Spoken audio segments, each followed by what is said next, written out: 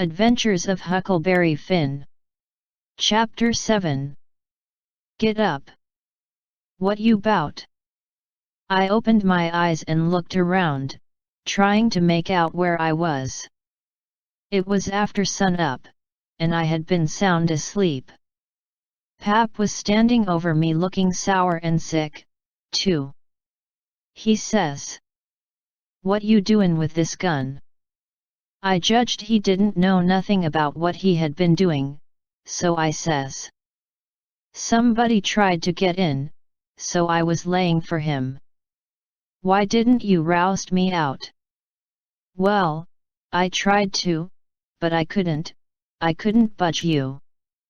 "Well, all right. Don't stand there palavering all day, but out with you and see if there's a fish on the lines for breakfast. I'll be along in a minute." He unlocked the door, and I cleared out up the river bank. I noticed some pieces of limbs and such things floating down, and a sprinkling of bark, so I knowed the river had begun to rise. I reckoned I would have great times now if I was over at the town. The June rise used to be always luck for me, because as soon as that rise begins here comes cordwood floating down, and pieces of log rafts, sometimes a dozen logs together, so all you have to do is to catch them and sell them to the wood yards and the sawmill. I went along up the bank with one eye out for Pap and t'other one out for what the rise might fetch along. Well, all at once here comes a canoe, just a beauty, too, about 13 or 14 foot long, riding high like a duck. I shot head first off of the bank like a frog, clothes and all on, and struck out for the canoe. I just expected there'd be somebody laying down in it, because people often done that to fool folks, and when a chap had pulled a skiff out most to it they'd raise up and laugh at him. But it warn't so this time. It was a drift canoe sure enough, and I clumb in and paddled her ashore. Thinks I, the old man will be glad when he sees this, she's worth $10. But when I got to shore Pap wasn't in sight yet, and as I was running her into a little creek like a gully, all hung over with vines and willows, I struck another idea. I judged I'd hide her good, and then, 'stead of taking to the woods when I run off, I'd go down the river about 50 mile and camp in one place for good, and not have such a rough time tramping on foot. It was pretty close to the shanty, and I thought I heard the old man coming all the time, but I got her hid, and then I out and looked around a bunch of willows, and there was the old man down the path a piece just drawing a bead on a bird with his gun. So he hadn't seen anything. When he got along I was hard at it taking up a trot line. He abused me a little for being so slow, but I told him I fell in the river, and that was what made me so long. I knowed he would see I was wet, and then he would be asking questions. We got 5 catfish off the lines and went home. While we laid off after breakfast to sleep up, both of us being about wore out, I got to thinking that if I could fix up some way to keep Pap and the widow from trying to follow me, it would be a certainer thing than trusting to luck to get far enough off before they missed me. You see, all kinds of things might happen. Well, I didn't see no way for a while, but by and by Pap raised up a minute to drink another barrel of water, and he says, "Another time a man comes a prowling round here you roust me out, you hear? That man warn't here for no good. I'd a shot him. Next time you roust me out, you hear?" Then he dropped down and went to sleep again, but what he had been saying give me the very idea I wanted. I says to myself, I can fix it now so nobody won't think of following me. About 12 o'clock we turned out and went along up the bank. The river was coming up pretty fast, and lots of driftwood going by on the rise. By and by along comes part of a log raft 9 logs fast together. We went out with the skiff and towed it ashore. Then we had dinner. Anybody but Pap would have waited and seen the day through, so as to catch more stuff, but that warn't Pap's style. 9 logs was enough for one time, he must shove right over to town and sell. So he locked me in and took the skiff, and started off towing the raft about 3:30. I judged he wouldn't come back that night. I waited till I reckoned he had got a good start, then I out with my saw, and went to work on that log again. Before he was t'other side of the river I was out of the hole, him and his raft was just a speck on the water away off yonder. I took the sack of cornmeal and took it to where the canoe was hid, and shoved the vines and branches apart and put it in, then I done the same with the side of bacon, then the whiskey jug. I took all the coffee and sugar there was, and all the ammunition, I took the wadding, I took the bucket and gourd, I took a dipper and a tin cup, and my old saw and 2 blankets, and the skillet and the coffee pot. I took fish lines and matches and other things, everything that was worth a cent. I cleaned out the place. I wanted an axe, but there wasn't any, only the one out at the woodpile, and I knowed why I was going to leave that. I fetched out the gun, and now I was done. I had wore the ground a good deal crawling out of the hole and dragging out so many things. So I fixed that as good as I could from the outside by scattering dust on the place, which covered up the smoothness and the sawdust. Then I fixed the piece of log back into its place, and put 2 rocks under it and one against it to hold it there, for it was bent up at that place and didn't quite touch ground.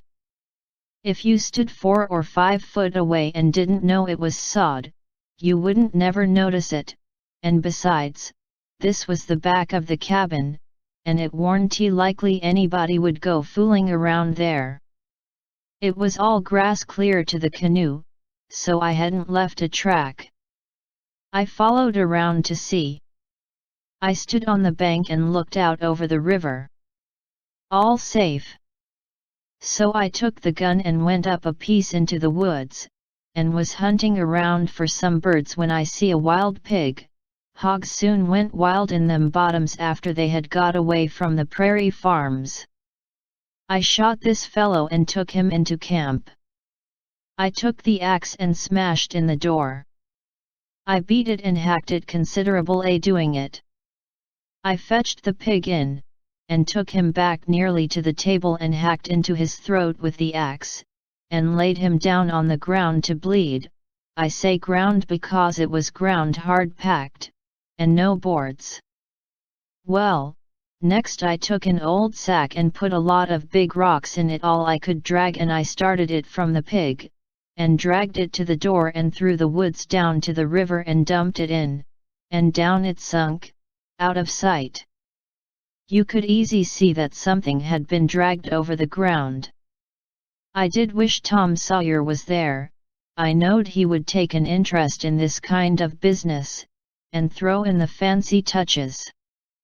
Nobody could spread himself like Tom Sawyer in such a thing as that. Well, last I pulled out some of my hair, and blooded the axe good, and stuck it on the back side, and slung the axe in the corner. Then I took up the pig and held him to my breast with my jacket, so he couldn't drip, till I got a good piece below the house and then dumped him into the river. Now I thought of something else. So I went and got the bag of meal and my old saw out of the canoe, and fetched them to the house. I took the bag to where it used to stand, and ripped a hole in the bottom of it with the saw, for there warn't no knives and forks on the place. Pap done everything with his clasp knife about the cooking. Then I carried the sack about 100 yards across the grass and through the willows east of the house, to a shallow lake that was 5 miles wide and full of rushes and ducks too, you might say. in the season. There was a slough or a creek leading out of it on the other side that went miles away, I don't know where, but it didn't go to the river. The meal sifted out and made a little track all the way to the lake. I dropped Pap's whetstone there too, so as to look like it had been done by accident. Then I tied up the rip in the meal sack with a string, so it wouldn't leak no more, and took it and my saw to the canoe again.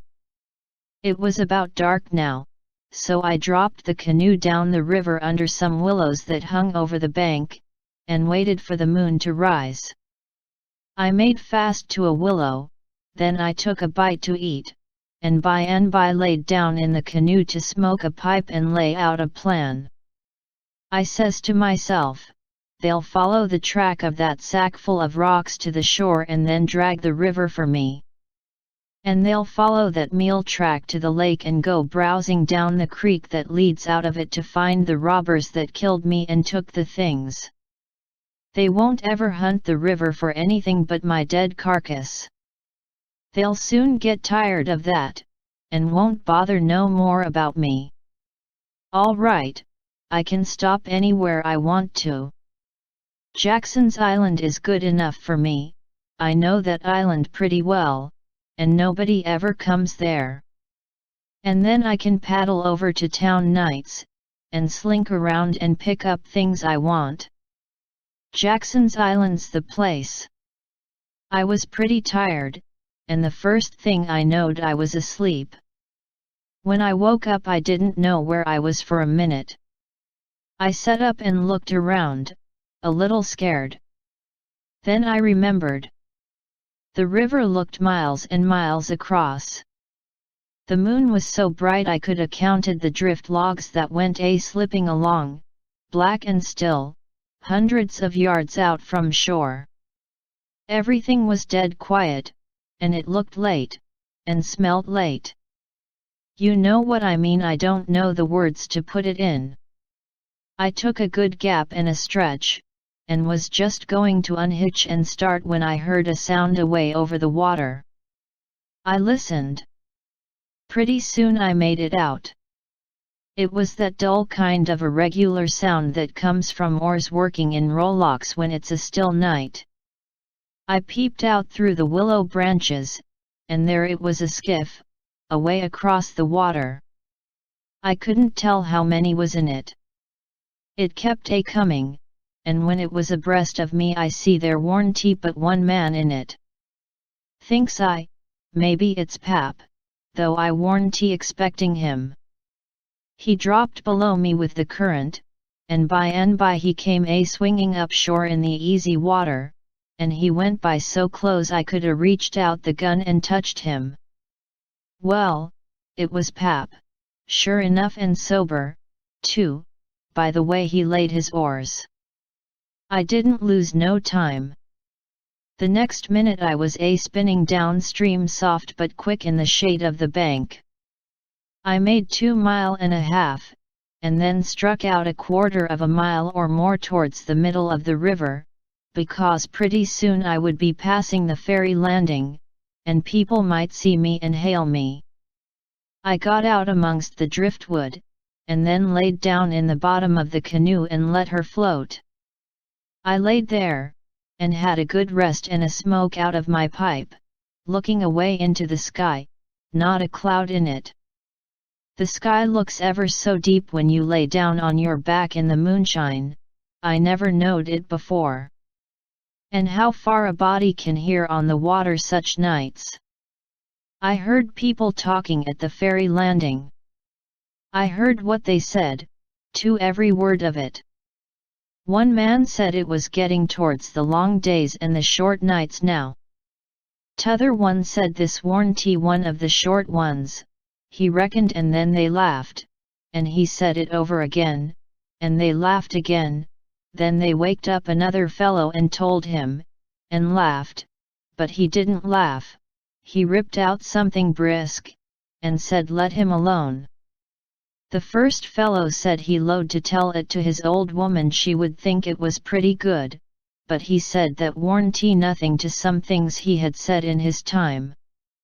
I heard one man say it was nearly 3 o'clock, and he hoped daylight wouldn't wait more than about a week longer.